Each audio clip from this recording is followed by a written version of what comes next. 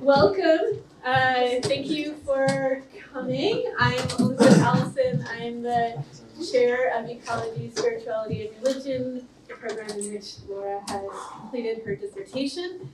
And we are thrilled to welcome you to the third dissertation defense ever in the program in ecology, spirituality, and religion. So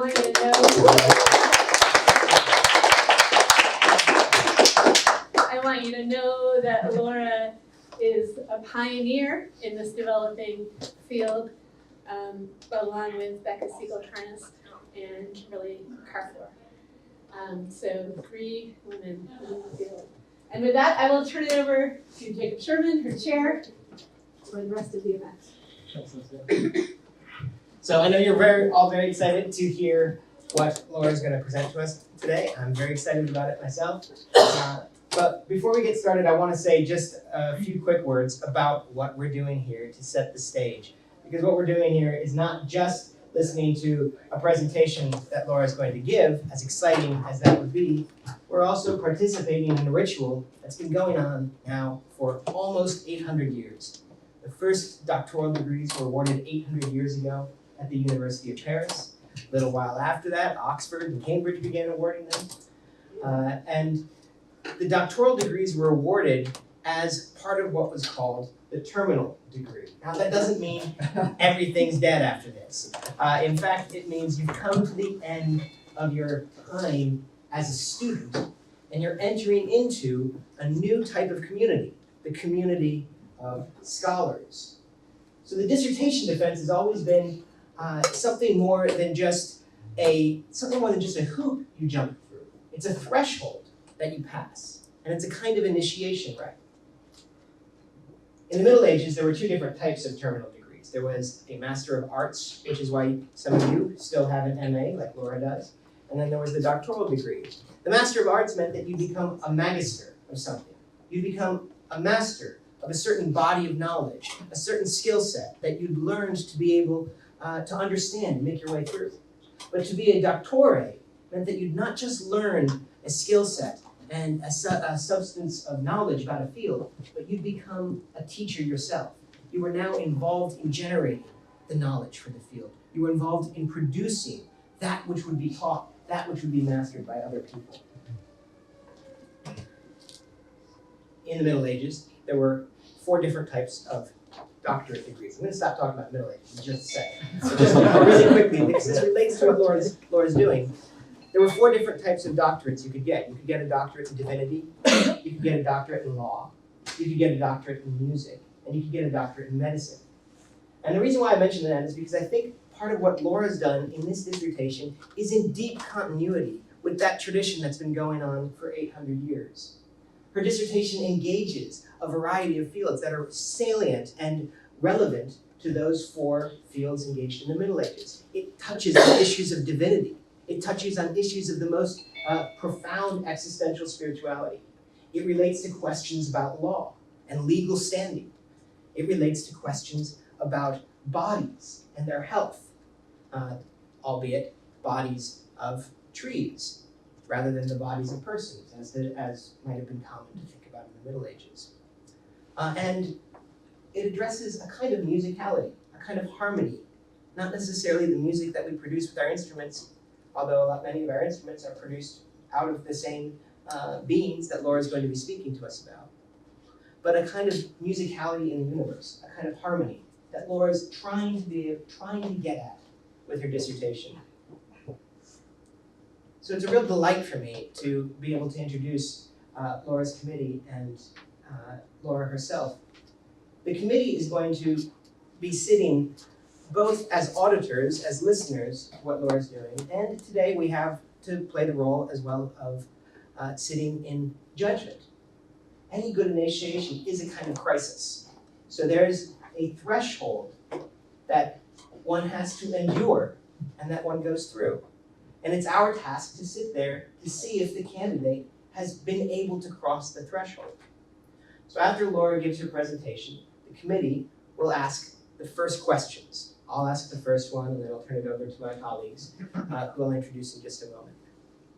Actually, let me do that now. Let me introduce Laura's committee. So I'm Jacob Sherman. I'm the chair of Philosophy, Cosmology, and Consciousness, and I'm a core faculty member in the Ecology, Spirituality, and Religion program.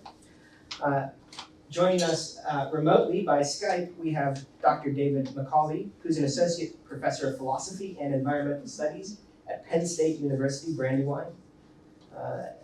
Dr. McCauley's taught in a number of different places, including Oberlin, Emerson College, and NYU. And he was a Mellon Fellow at the University of Pennsylvania.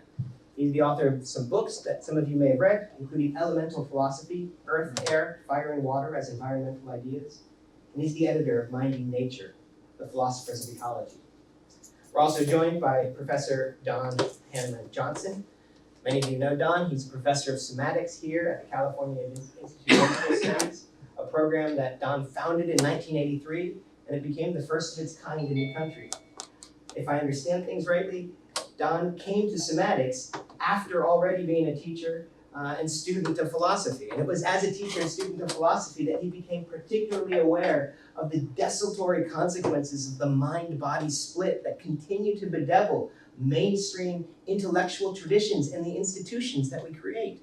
And so it was out of that discovery, which I believe phenomenology played a key role in for you, that Don began to look for ways of overcoming some of that through attending to practices of the body that can both release us in emancipatory ways and can sometimes imprison us if we don't attend to them properly. So we're a committee that's deeply invested in the kind of work that Laura has been doing. And I think we're all very eager to hear Laura speak now.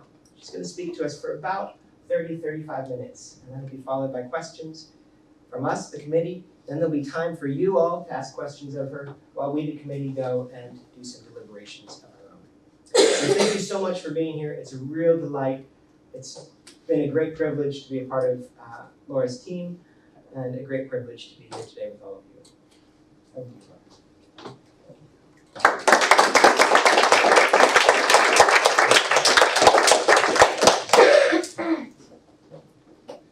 Thank you so much, Elizabeth. Thank you, Jake. Thank you all for being here. And I'm really excited to share this research that I've been doing over the last few years with you.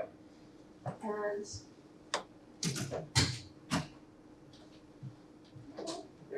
I'd like to just start with a brief reflection. How do you approach a tree?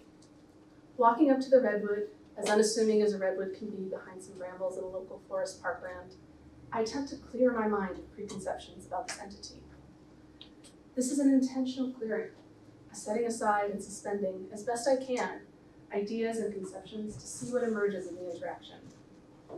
The entity remains in place, and so I must walk to them, advancing from the path just a few short steps on a springy bed of needles. What first strikes me is this approaching. I must bodily approach this stationary entity, and my choice in this advance informs my perception. I must approach this entity. They cannot approach me. I must orient towards this entity. They do not orient towards me. I maintain distance. How do you ask consent of a tree for such an inquiry? I choose a spot a few feet from the massive column, overlooking a small creek bed, the column of my body parallel to the body of the tree. The entity beside me seems as a wall receding into the distance at either edge, rising with branches into the sky, and bifurcated into two large chunks just above my head. The whole of them is mysterious. I feel their quiet immensity, their stillness on my timescale. I see why we have thought these organisms dead, inert. The forest around me is alive with birdsong, buzzing, tender oils shooting forth through the leaves, through the old. And the entity remains in place, not the slightest visible change in the outcropping of bark.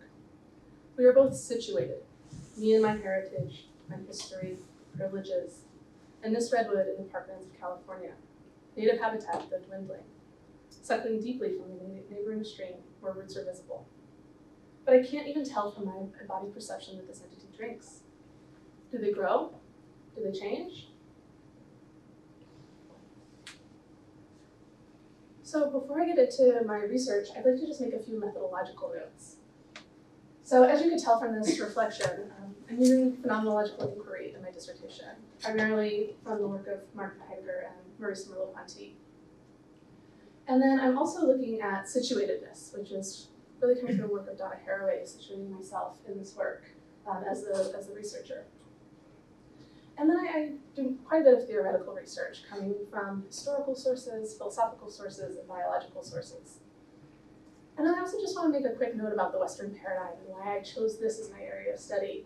And I really chose this, the Western paradigm, because it's my lineage and my intellectual inheritance. So I wanted to look at that lineage as I was doing my research on trees. So one of my primary questions in this dissertation was, what is a tree? And this is something that I've been thinking about quite a bit, and I'm going to unpack it a little bit throughout this dissertation. So starting out, I want to just talk a little bit about some of the tree terms. So the word tree actually comes from the Proto-Indo-European root deru.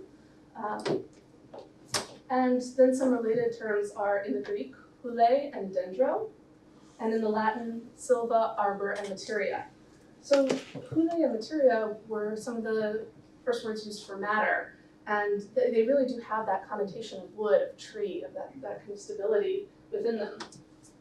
In English, the Vespasian Psalter is the oldest known existing use of the word tree. It includes the oldest existing translation of the Bible, and that's from 825 Common Era.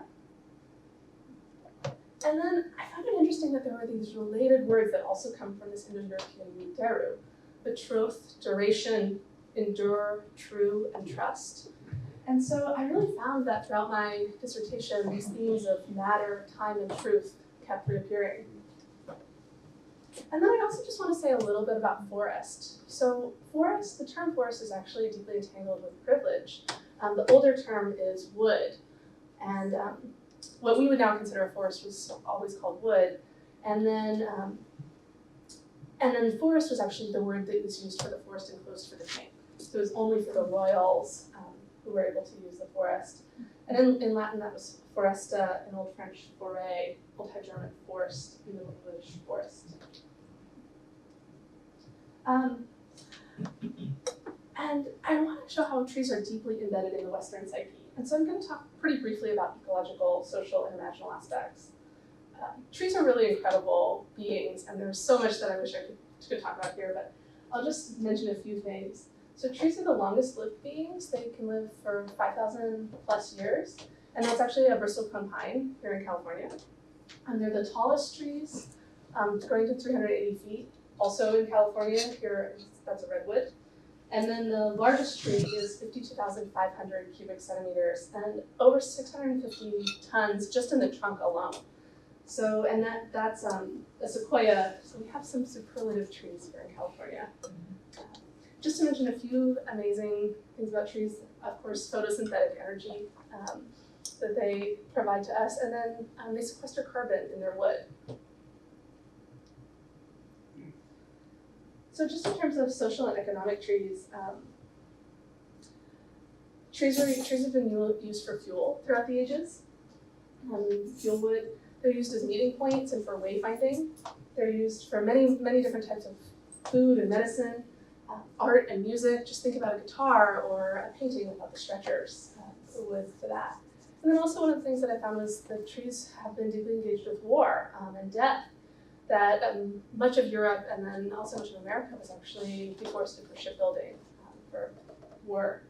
And then in innumerable consumer products. And it's not just things like that we would think about, like paper and furniture, but it's also, trees are everywhere, toothpaste and even condoms.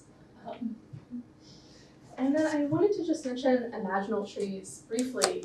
There's so much here that I'm not able to go into, but trees are important in religions. For example, the biblical tree of knowledge of good and evil, or the Jewish Tu B'Shabbat, which is a holidays of trees. In literature and poetry, just to mention one that really struck me, the Old English Dream of the Rood, which is one of the oldest existing poems in Old English. And it's a visionary poem from the perspective of the wood of the cross of Christ. And then metaphor. So starting in the High Middle Ages, trees were used in terms of family, trees, and to structure thought. And so many other metaphors. Thinkers throughout the ages have used trees as a metaphor. So of course I need to mention something about deforestation. Speaking of crisis, we're in an ecological crisis and we're losing trees quickly. But this is not a new phenomenon. It's actually ancient. There's evidence from Europe and China around 6,000 years ago showing that there has been deforestation. And since the beginning of human civilization, humans have cleared about 50% of the total tree cover on Earth. There's an estimated, as of 2015, 3.04 trillion trees on the planet, so that's 400 trees for every human, 400 trees for every human year. And South America, Africa, and Southeast Asia experience the majority of contemporary forest loss, and that is deeply entwined with colonialism and international trade. And forests lose a net of 3.3 billion hectares per year, and that's about the size of Maryland. And each year we lose that amount. There are some efforts in terms of reforestation and afforestation, so we're actually losing much more than that, but this is kind of the net that we lose. And this is from a 2015 study, so I'm waiting on the 2020 study to see where we're at now. And some countries, including the US, are regaining forest area. And then deforestation is deeply entangled with climate change and species extinction. Climate change as that carbon is let out to the atmosphere and species extinction, both with the trees themselves and as the habitat is lost. So one of the questions that I want to ask is, why do we in the West have such a destructive relationship to trees? And that led me to look kind of at the beginnings of our thought around trees in the Western paradigm. So I started looking at sylvan nature in the Western paradigm. And I found, as I started looking at thinkers and philosophers, that there's an ontological hierarchy. So plants are at the bottom, then animals, and then humans are at the top in the superior role. And this is really coming from the work of Plato and Aristotle, of course, as many of you well know, the initiators of the Western paradigm. Plato only addresses plants in a few of his Socratic dialogues, particularly the Timaeus and the Phaedrus and the Phaedo. And in the Timaeus, he develops the vegetable soul as part of the tripart soul. And he says that plants share in sensation as well as pleasure and pain and desires, but they're devoid of opinion, reasoning, and understanding, and they lack self-motion. So Aristotle, his student, expanded these thoughts and also places plants at the bottom of the hierarchy of soul. And he most directly addresses this in De Anima, or On the Soul. And of his 5 capacities of soul, plants access only the nutritive. And then animals access the nutritive, appetitive, perceptive, and locomotive. And then humans, all of those with the intellective.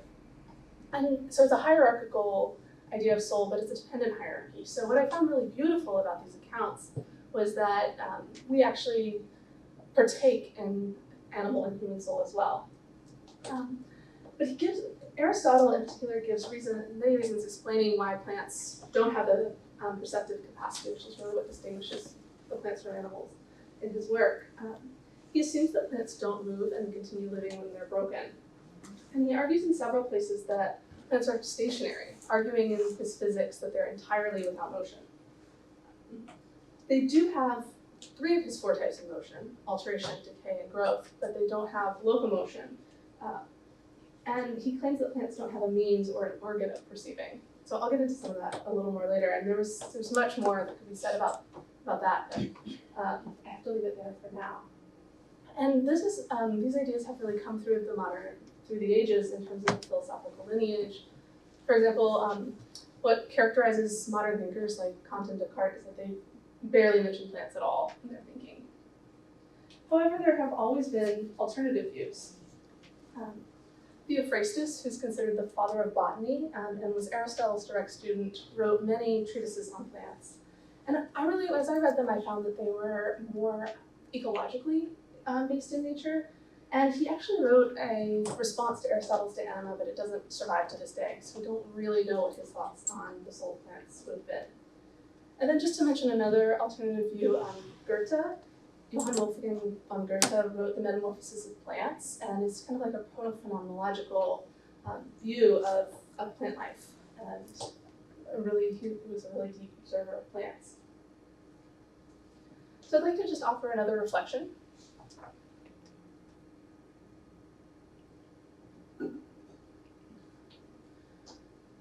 Over the course of a year studying my consciousness as I thought about trees, I moved into slowness and stillness, a quiet within.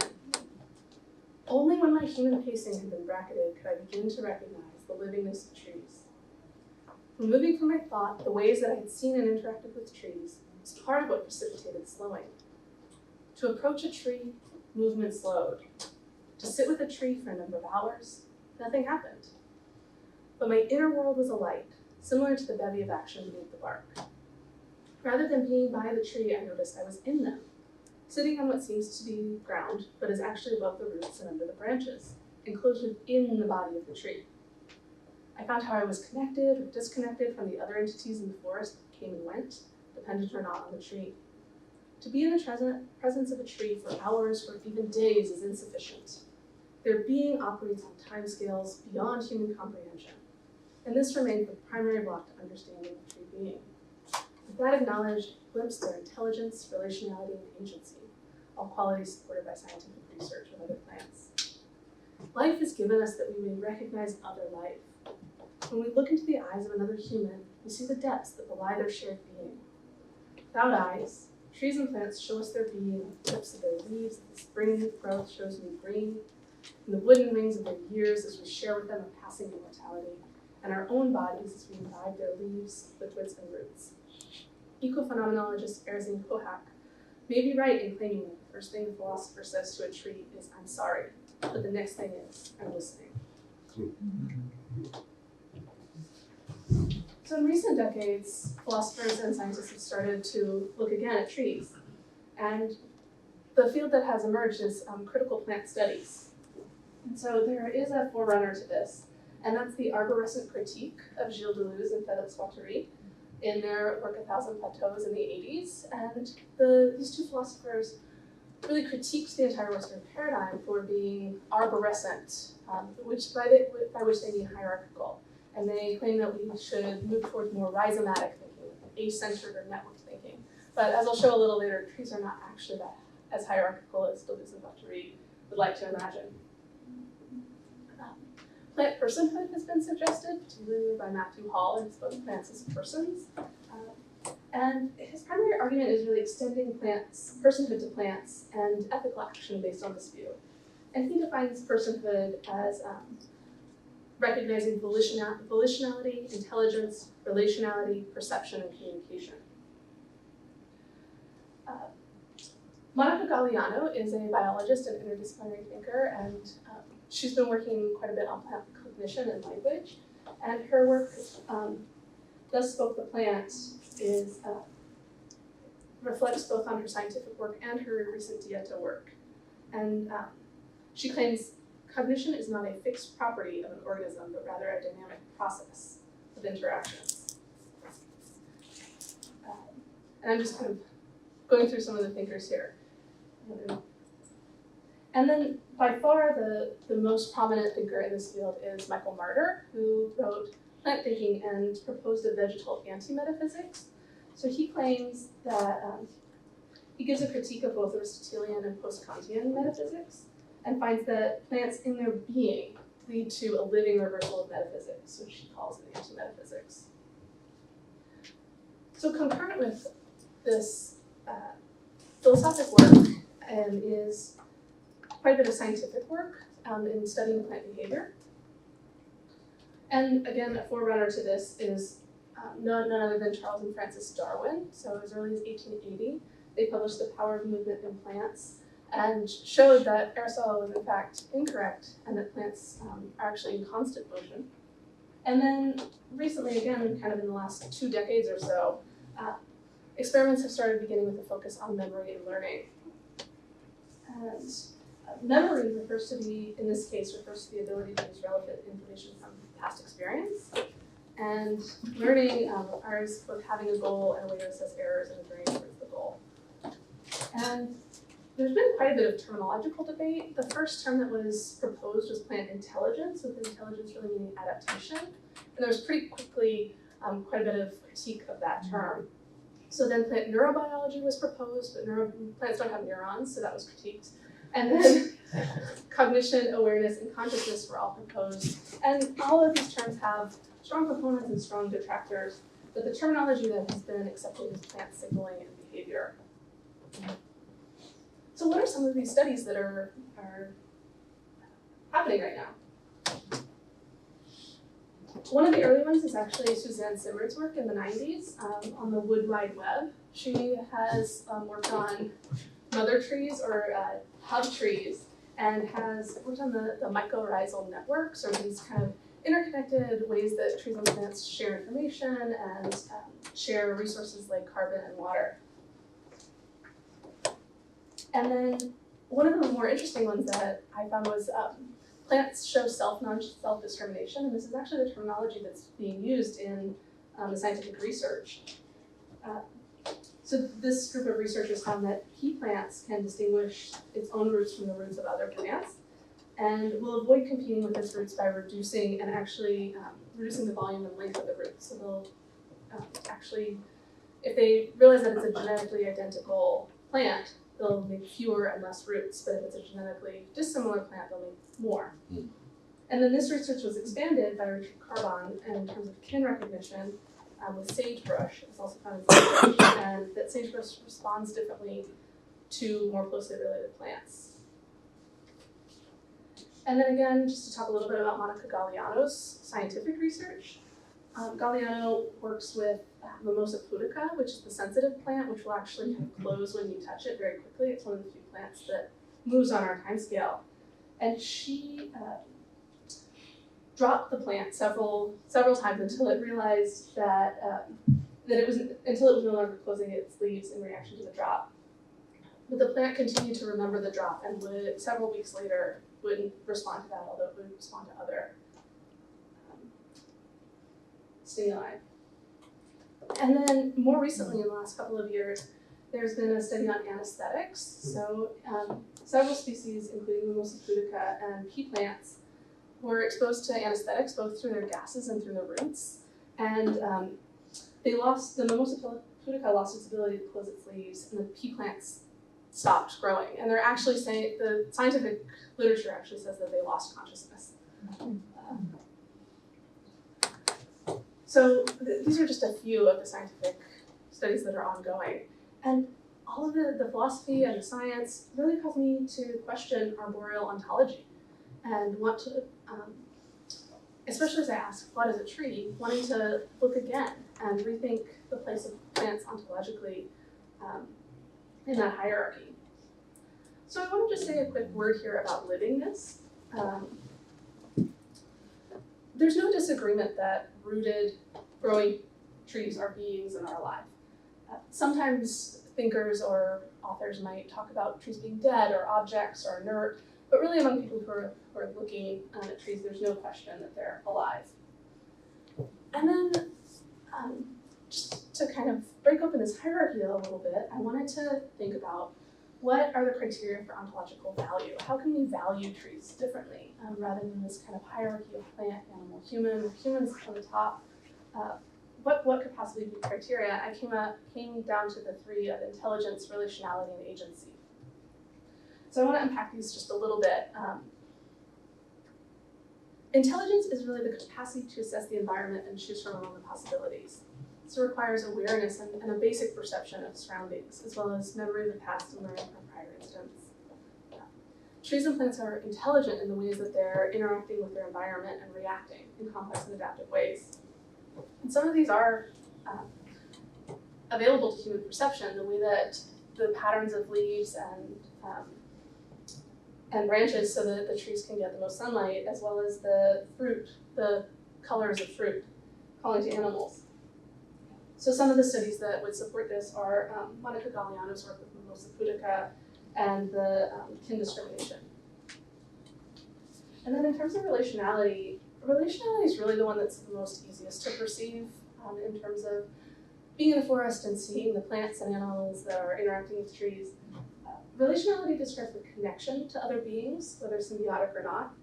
And it does require discernment of self and transfer and reception of information. So the work, again, on self, non-self discrimination shows that plants do have some awareness, and then Suzanne Simard's work on the mycorrhizal networks as well has shown digital communication. And then agency is the capacity to decisively act rather than merely respond, that agential faculty. And this is by far the most difficult to experience as a human, and I think that there's a lot of studies that are still coming into being on this. Trees operate on such different timescales than humans, so we would really need to spend decades or a lifetime in close relationship to trees to perceive this action.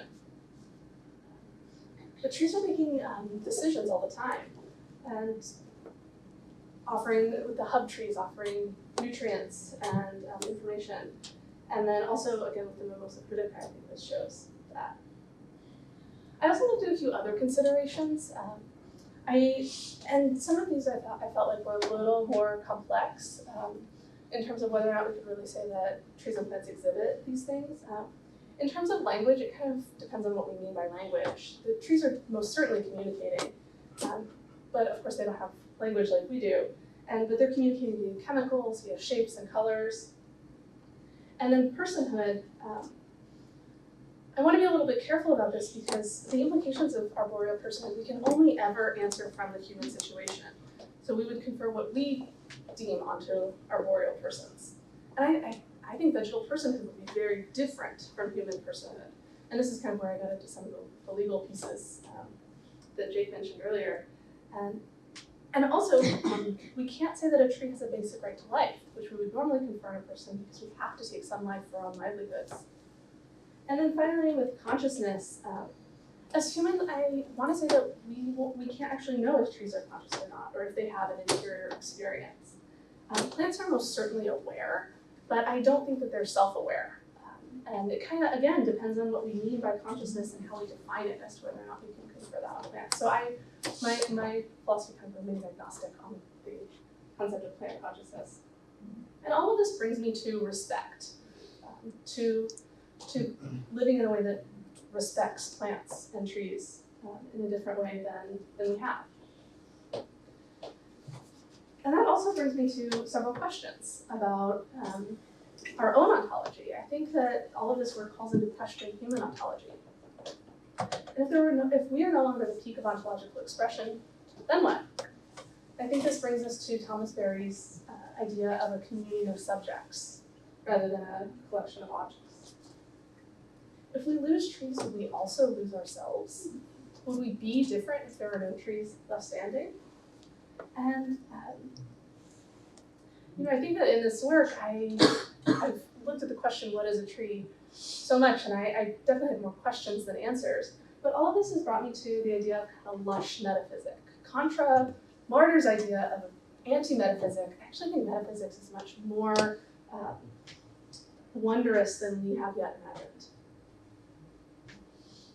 And I just want to say a brief word about vegetal ethics. I'm just kind of pointing to this a little bit.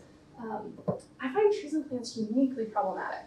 With animals, if we would like, we can say that we would prefer just not to use animal products or not to take animal life at all, but we can't say that with plants. We have to depend on them for our livelihoods.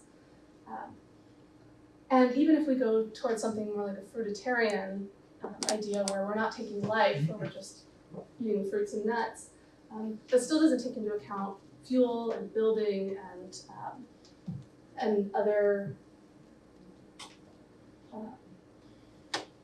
other ways that we use trees. So can harm be ethical, is a question that I have asked. And I do think that there are kind of, again, going back to respectful ways to interact with trees and plants. And I don't think we have to reinvent anything here. There are many, many insights and advice from other cultures, as long as we can find a way to respectfully and non-appropriately look at those. And in my dissertation, because I'm not a scholar of those other ways of understanding ethics, I pointed to the lineage holders and scholars of those cultures. And so at the end of my dissertation, I go from kind of the question, what is a tree, to who is a tree? And this is where, again, I get to the lush metaphysic. And like I said, it's kind of pointing towards an ontology that's more complex than we have yet imagined. And a lush metaphysic values trees and plants differently, but similarly to other beings, and not hierarchically. And there's much more that could be developed there. I also looked at Martin Buber's primary words of I, it, and I, you. He has a beautiful reflection on trees, on a tree in particular, and kind of moving towards this I you or I thou relationship. And then I also looked at Maurice Merleau-Ponty's ontology of the chasm and kind of that separation between us and the other in my conclusion. And when he talks about the chasm, he talks about kind of the distance between even touching one hand to the other and kind of like how can we participate in that distance, with that distance. So I don't think we'll actually be able to know kind of the otherness of trees in full. And this brings me to the idea of participation. How can we participate differently and, as I said, more respectfully with trees and plants? And how do we participate as ontologically valuable, with trees as ontologically valuable beings? And so I'd like to offer one more reflection.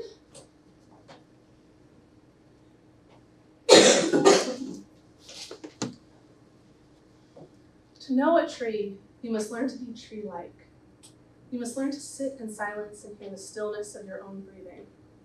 You must become more attuned to the slow duration of time as the sunlight passes in front of you, creating changes around you, circling tenderly each day.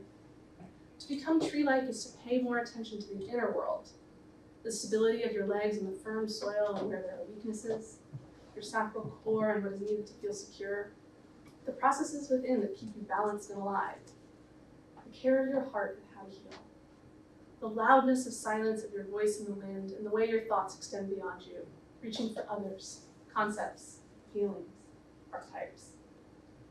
To become aware of all these things takes time, a slow deliberation of each moment, the careful consideration of each inhale and exhale, a recognition of the cycles within which you wind or unwind, only a drama only you create. To become tree-like is not to be alone. Rather, it is the recognition of your deep and abiding interconnectedness with all life, with all being, and with the all. Whether you find yourself in a forest, in the city, or in the darkness of night, you can access this stillness. You can be tree-like. And then, only then, can you begin to know the tree.